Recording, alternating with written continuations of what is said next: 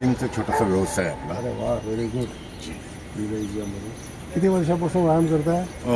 Regular म्हणाल तर 3 वर्ष. रेग्युलर 3 वर्ष.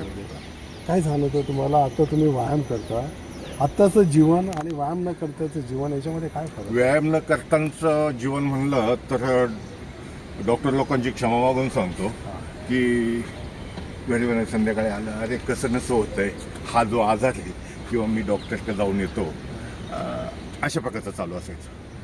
3 वर्षाच्या 2.5 वर्षापर्यंत नो डॉक्टर. तुम्ही बरोबर सांगितलं, कारण सर्दी पडसं पण आहे ना व्यायाम करणाऱ्या माणसाला खूप क्वचित होतं. हो, फिरकत नाही, आपल्याकडे टिकत नाही निदान. कारण तुमचं त्याच्यामध्ये रेजिस्टंट वाढतं, याच्यामध्ये रोगप्रतिकार शक्ती तुमची वाढते. अजून काय फायदे व्यायामाचे? बाकीचं पण थोडंसं बॉडी जे आहे तो हेल्दी वाटते. फ्रेशनेस राहता. तुम्ही सकाळी केलं तर संध्याकाळपर्यंत कसं असतं निश्चितच.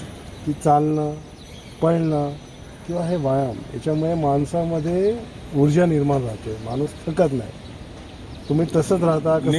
निश्चितच. माझे रेग्युलर चेकअप डॉक्टर संजय खरे MD आहेत. ते काय मला अवेअरनेस द्यायचे, आता तुम्ही व्यायाम करा, हे करा. लास्टच्या माझ्या सेशनला त्यांनी मला विचारलं की व्यायाम? हो म्हणलं, व्यायाम कोणता? चालणं हे म्हणलं ना, जिममध्ये 1 दिवस काय त्याला चालणं आणि 1 दिवस वर हां म्हणजे वेट करताना हां म्हणजे वेट खूप झाले. हां तेच पाहिजे.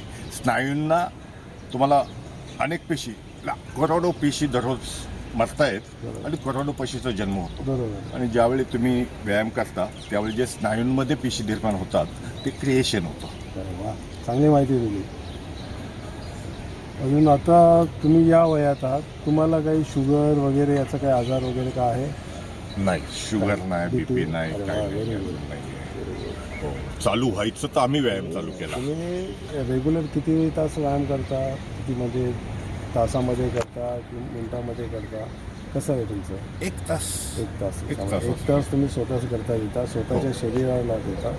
ज्या शरीराने तुम्हाला सांभाळलं, आतापर्यंत सुख दिलं, सुविधा दिल्या, त्या शरीराला तुम्ही हे वापस हे करता, ते म्हणजे त्याला मेंटेन ठेवतो आम्ही. हो.